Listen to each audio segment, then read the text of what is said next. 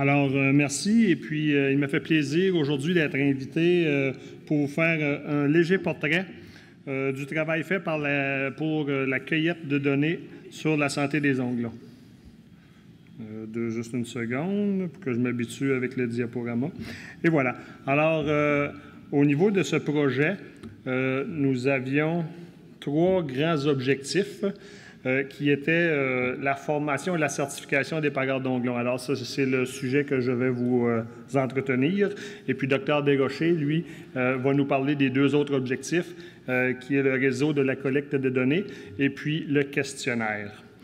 Donc, pour les objectifs, si on recule de quelques années, faire un petit portrait de notre association, c'est en novembre 2012 qu'une quarantaine de pareurs d'ongles fut réunis à Lévis afin de voir la possibilité de créer une association. Pour l'association, l'idée d'avoir l'association, c'est que plusieurs pareurs voyaient le besoin de partager notre vécu et puis aussi le besoin de se donner de meilleure visibilité et aussi une meilleure crédibilité. On voulait aussi, avec la présence de l'association, pouvoir prendre notre place dans l'industrie et aussi collaborer avec les partenaires afin d'améliorer la santé des onglons. Donc, il y a eu plusieurs rencontres. Après novembre 2012, je pourrais vous dire une dizaine de rencontres furent organisées par nous-mêmes, les pareurs, pour être en mesure, en avril 2013, donc quelques mois après, officiellement faire naître l'APOC, l'Association des pareurs d'ongles du Québec.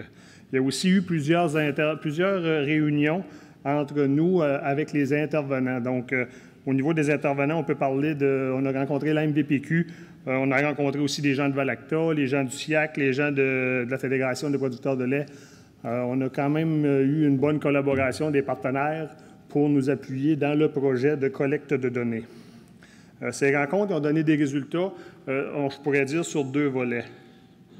Le premier volet, qui est la certification, donc en décembre 2014, 24 de nos pareurs d'ongles furent certifiés. Et puis, avec le recrutement, plus tard, 9 autres ont pris la relève et puis ont réussi à avoir leur certification. Cette certification-là fut donnée suite à des cours qu'on avait planifiés avec Dr. André Desrochers et Dr. André Clavette. Alors, au niveau de la certification, la première partie était au niveau de l'apprentissage de la théorie.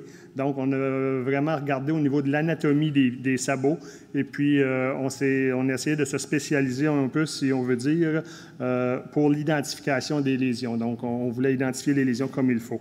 Ce qui était vraiment important pour nous, si on voulait avoir un certain partenariat avec nos intervenants, nos partenaires de l'industrie, bien, on devait avoir un petit peu les mêmes termes que les vétérinaires utilisent, que les nutritionnistes utilisent, qu'un peu tout le monde utilise. Alors, cette partie théorique-là nous était très importante. On a aussi eu la partie si on veut, en laboratoire, où on a fait du parage au niveau des pattes mortes, si on veut dire. Et puis, suite à nos parages, bien, Dr. Desrochers nous a donné ses commentaires lors des dissectations des sabots. Même qu'on dit ça, André? À peu près. Parfait. Aussi, il y a eu une partie, parce que cette formation-là, cette certification-là, si on peut l'appeler ainsi, s'est déroulée sur 3 jours. Et puis, la 3e journée, bien, on est allé sur le terrain. Et c'est là qu'on avait une évaluation de nos connaissances au niveau pratique. Donc, notre 2e volet.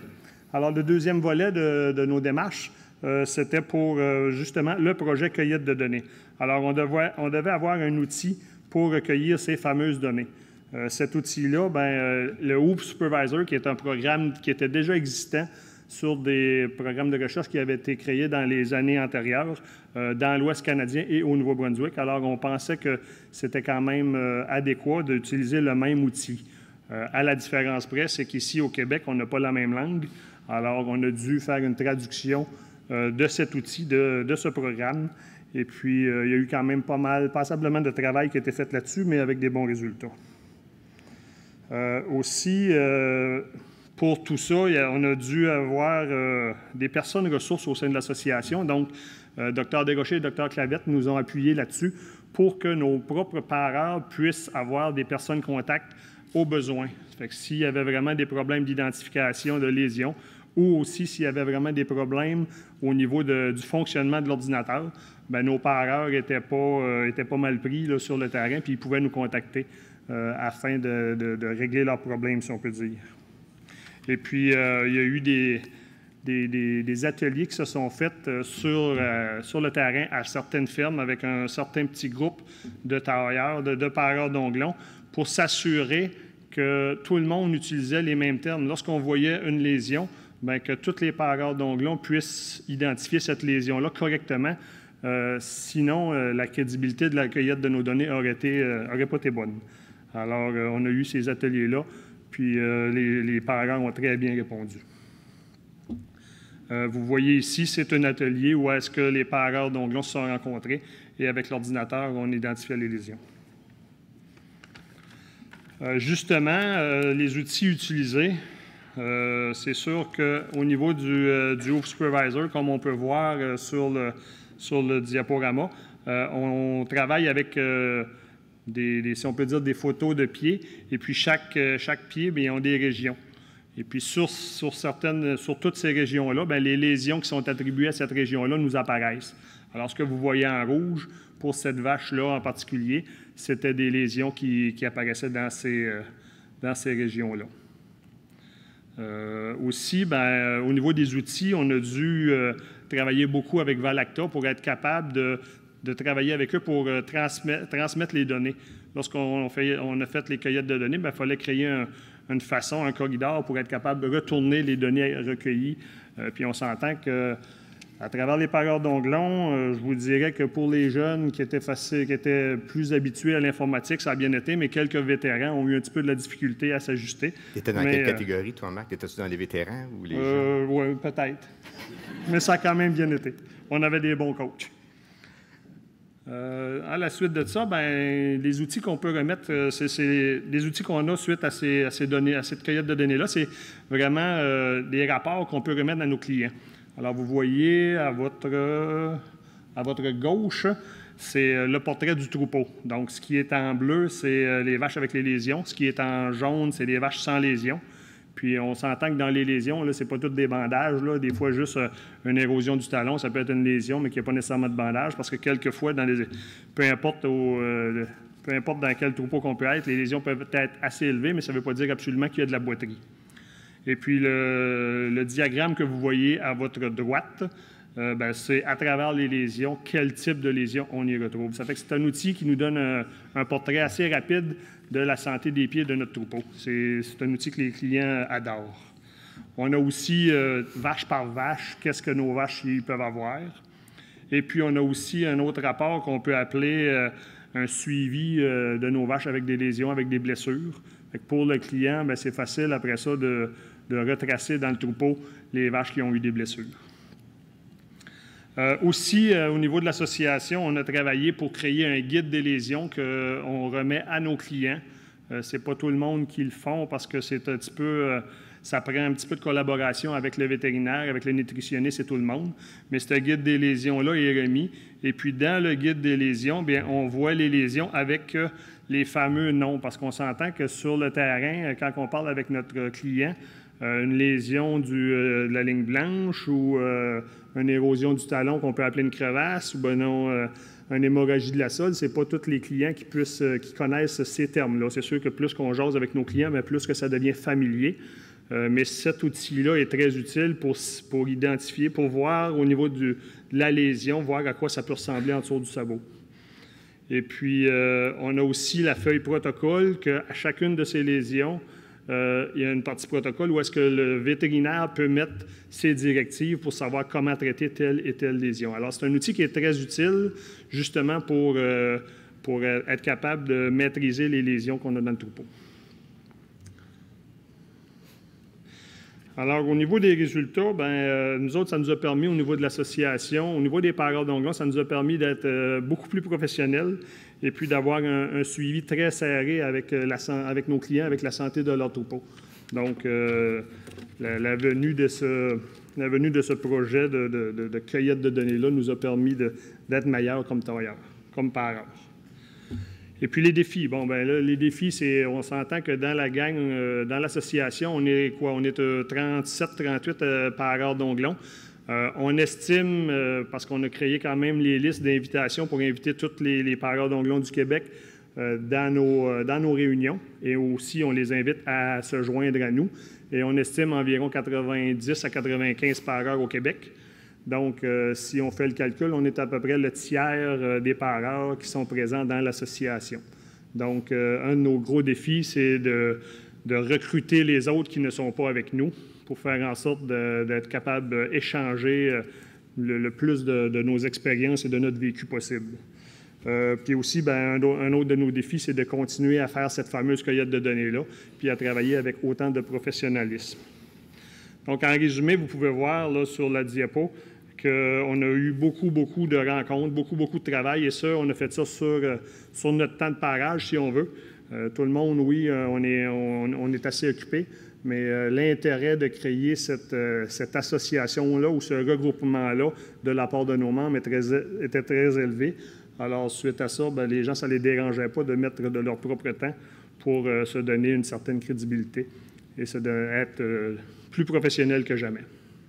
Alors, pour le reste, on va laisser André nous parler des résultats de notre cueillette de données. Là, on va parler des résultats. Donc, les pareurs, eux autres, étaient sur le terrain. C'est eux qui avaient les mains sales et puis ils ramassaient les données. Et nous, grâce à eux, à leur travail et puis à leur implication, on a réussi à amasser quand même un nombre considérable de données. Mais vous allez voir qu'au niveau statistique, il nous manque encore des données, fait qu'il faut encore travailler pour avoir plus de données, pour avoir un peu plus de choses à vous dire. Fait qu'on va essayer de parler de ça en peu de temps, pour vous résumer ce qu'il y a de plus d'important dans ce qu'on a trouvé. Mais c'est au-delà de ça aussi ce qu'on a fait. Données de parage. On a obtenu des données de parage sur 118 troupeaux au Canada. On va s'entendre au Canada, mais c'est surtout au Québec, grâce à l'Association des pareurs d'onglons du Québec. Je dois dire aussi qu'il y a 2 vétérinaires qui font partie de l'association et puis qui ont récolté des données avec les autres pareurs du Québec. Il y en a 1 ou 2 en Ontario. 2 en Ontario, je me souviens bien, 1 au Manitoba. Nouveau-Brunswick, je pense que c'est quelqu'un du Québec qui ose passer la frontière du Nouveau-Brunswick pour aller faire des pâtes, on ne dira pas. Bon, fait que ça, c'est la première catégorie. La banque de données que je vais vous présenter aujourd'hui, il y a une première catégorie, c'est ces 618 troupeaux-là. Et puis l'autre catégorie, c'est qu'on a un peu moins de troupeaux parce qu'on a administré un questionnaire à ces troupeaux-là. Il fallait aussi que ces troupeaux-là soient suivis par un pareur certifié et puis aussi par Valacta, pour avoir les données, puis être capable éventuellement de les donner pour analyser. Fait que ce qu'on a obtenu jusqu'à maintenant, ça fait environ peut-être 2 mois de ça. Là, ça, c'est les résultats qu'on a eu à peu près 2 mois avant la publication de ce qu'on a remis dans votre cahier. On avait presque 100 000 parages qui avaient été effectués par Marc et sa gang, je devrais dire. 51 000 vaches qui ont passé dans les racapates. Pour une fréquence d'environ, en moyenne, de 2 parages par vache par année. C'est la moyenne qu'on a présentement au Québec. Maintenant, on va regarder certains graphiques. Je vais prendre le temps de bien vous les expliquer, vous les situer, mais c'est presque toujours la même chose, là. Il y a les pourcentages qui sont en vertical, puis après ça, bien, il y a le type l'élément qu'on a analysé qui est à l'horizontale. Sur ce graphique-là, ce que vous voyez, c'est le pourcentage de vaches avec au moins une lésion. S'il y avait une lésion, comme disait Marc tantôt, ça ne devait pas nécessairement être une vache qui avait un gros abcès avec du pus où il devait mettre un bandage. Ou surtout qu'il y avait une lésion qui était remarquée, qui était identifiée, qui était dans le cahier, ils devaient, eux autres, la noter, et puis même dans certains cas, ils donnaient un grade de sévérité. Mais on ne rentre pas dans les grades de sévérité. Si vous regardez le graphique, vous avez les pourcentages. En d'entravé, il y a 26 % des vaches qui ont eu au moins une lésion dans tout ce qu'on a fait comme vache qu'on a passé dans la cage. En stabulation libre, donc que ce soit salon de traite ou robot, c'est environ 45 %. Vous vous doutez pourquoi c'est plus élevé. On va le voir plus tard, mais je vous le donne tout de suite. C'est dermatite digitale qui fait augmenter beaucoup ces pourcentages-là. Les lésions les plus fréquentes, c'est la seule photo dégueulasse que vous allez voir. Là, habituellement, j'aime ça, mettre des photos dégueulasses, mais là, on m'a averti, fais attention. Les 5 lésions les plus fréquentes, c'est la dermatite digitale, c'est pas une grosse surprise, hémorragie de la sole, les ulcères de sol, la ligne blanche, les maladies de la ligne blanche, qui incluaient les hémorragies, puis ça peut être aussi un décollement qui amenait une boiterie ou un abcès. Ensuite de ça, érosion en talon. Les types de lésions les plus fréquentes, dermatite digitale, la plus fréquente à 31 l'hémorragie à 28 les ulcères 25 ligne blanche 9 érosion de talon 21 Fait que dermatite digitale numéro 1.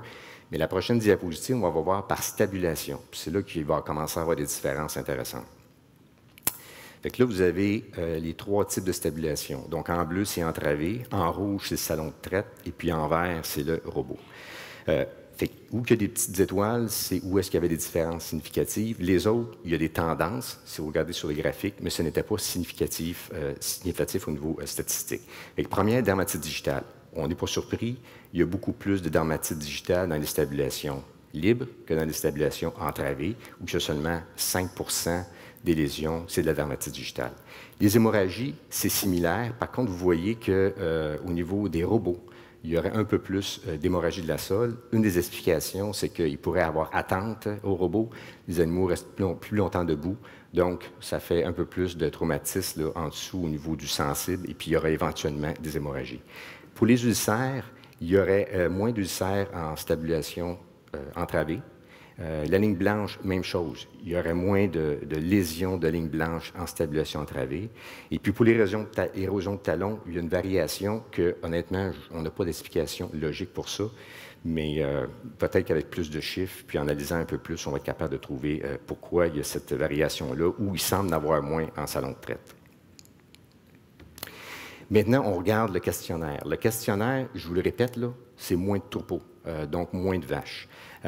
À cause de ça, on est obligé de fusionner là, les 2 types de stabulation libre, donc robot et salon de traite, parce qu'on n'avait pas assez de chacun là, pour avoir des valeurs significatives. Fait que vous avez stabulation entravée, il y a 72, puis stabulation libre, il y en a 13, pour 85 troupeaux. On a donné un questionnaire qui était donné par le technicien Valacta, avec une petite application. Puis ça, c'est les grands thèmes du questionnaire. Il y avait 40 questions. Évidemment, on n'a pas le temps de les voir. Mais ça, c'est les différents thèmes qu'on a abordés avec l'éleveur. Fait qu'il y avait le type de stabulation et s'il y avait accès à l'extérieur, le type de plancher, le type d'allée, nettoyage et grattage du fumier, ajout de litière, système de traite, prévention des maladies des onglons, ça incluait le bain de pied, et puis la biosécurité. Ce qu'on a remarqué, pas une grosse surprise, en tout cas, j'espère que ce n'est pas une surprise pour vous, là, mais en stabulation libre, il y a plus de lésions. On avait 42 de vaches qui avaient des lésions par rapport à 27 dans l'entravée. Fait qu'il y a un risque relatif qui est beaucoup plus important. Si vous mettez une vache en stabulation libre, elle a plus de chances d'avoir une lésion au niveau des onglons. Ça, c'est clair. Que ce soit dans l'étude précédente, là, avec la grosse cohorte ou dans la petite cohorte, ça n'a pas changé. Il y a plus de chances de lésion. Un autre facteur qui est intéressant, c'est si les animaux ont accès à une cour d'exercice. Ça, on parle de stabulation entravée seulement. Pour stabulation libre, stabulation entravée. Fait que sans qu'on regarde les lésions, là, mais en gros, il y a moins de lésions si les animaux ont accès à de l'exercice, une cour d'exercice.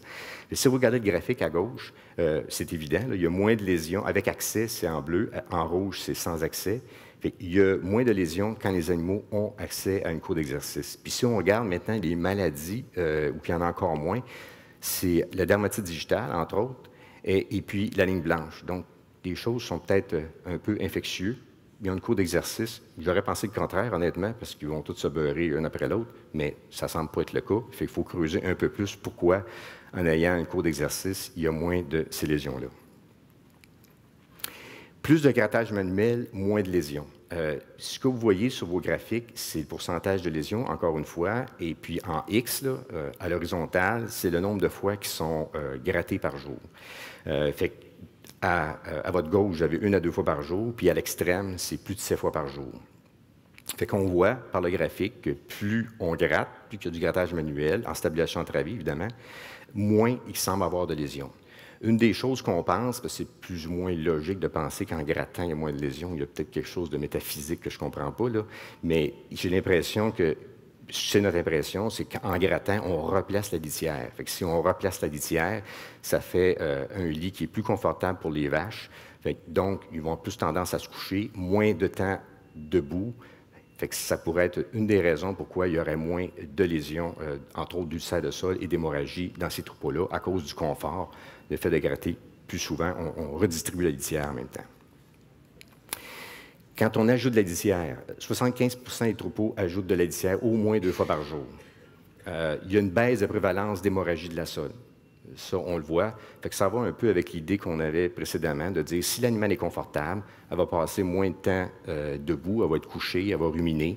Fait que ça va améliorer éventuellement sa santé des ongles. Les produits asséchants. Là-dedans, on inclut entre autres la chaux, qui est numéro 1. Là. Quand on ajoute de la chaux, il y a une tendance à une amélioration générale. Quand on regarde le graphique, avec asséchant, c'est bleu, sans asséchant, c'est rouge. On voit qu'à votre gauche, toutes les lésions, il y a moins de lésions quand on utilise les produits asséchants. Maintenant, si on les regarde par lésion, on voit qu'entre autres, la dermatite digitale, il y en a moins. Hémorragie, il y en a plus. Ulcère, il y en a moins. Ligne blanche, à peu près pareil, puis il y a moins d'érosion en talon. Si vous remarquez, par contre, c'est important, là, il n'y a pas de petite étoile sur ça. Ça veut dire que c'est des tendances qu'on trouvait bon de vous communiquer, mais il n'y a pas, statistiquement, ce n'est pas significatif. Plus de parage, moins de lésions. Sauf, et puis ça, c'est une diapo qu'il faut un peu disséquer, parce que ça peut créer une polémique, là. Mais ce qu'on voit, le bleu, c'est 1 fois par année, le rouge 2 fois par année, et puis le vert plus que 2 fois par année. Vous voyez qu'il y a des différences dans le type de lésion. En gros, à votre gauche, si vous regardez toutes les lésions, le pourcentage est assez similaire. Okay? Fait que peu importe le nombre de parages, le nombre de lésions est pareil. Maintenant, si vous regardez ça par lésion, regarde, on va commencer par la dermatite digitale.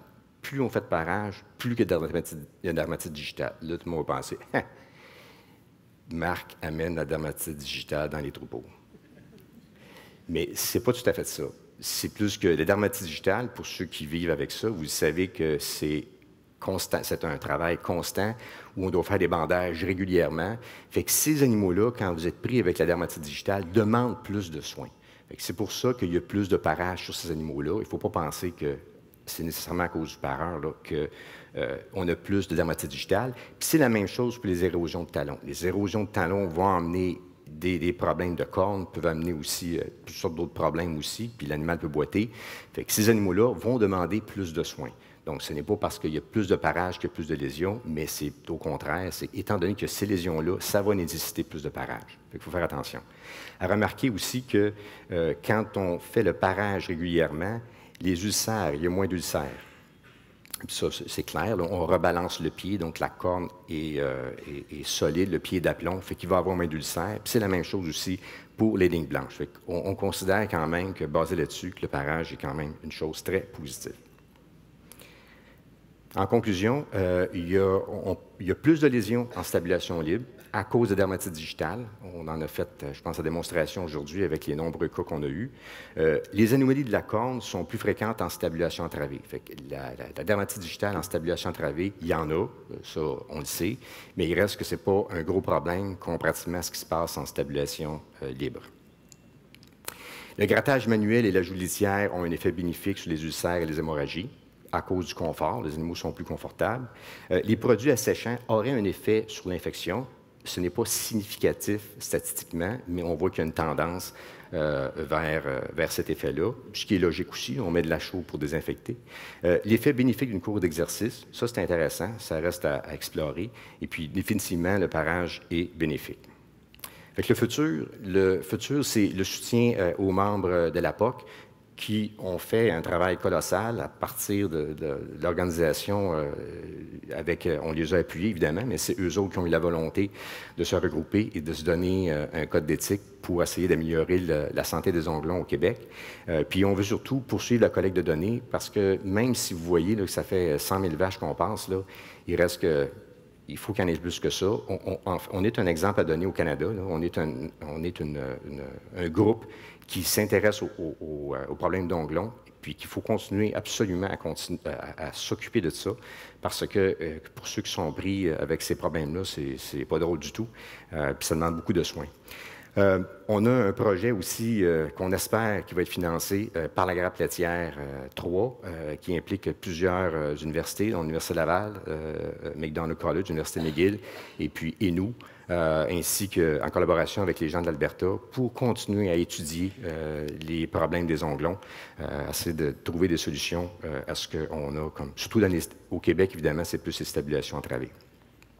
Je voudrais remercier l'Association des pareurs d'onglons du Québec. Ces données-là ça aurait été impossible à analyser sans leur travail,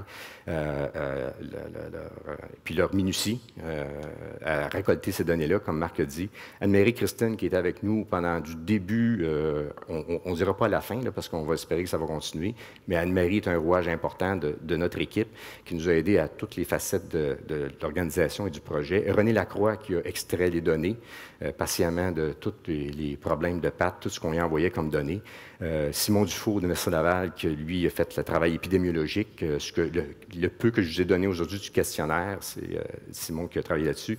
Et puis Emma Marconati, qui était mon étudiante graduée, qui m'a aidé, là, qui a aidé aussi Anne-Marie à rédiger le rapport final quand on a soumis ça, là, une fois qu'on avait terminé le projet.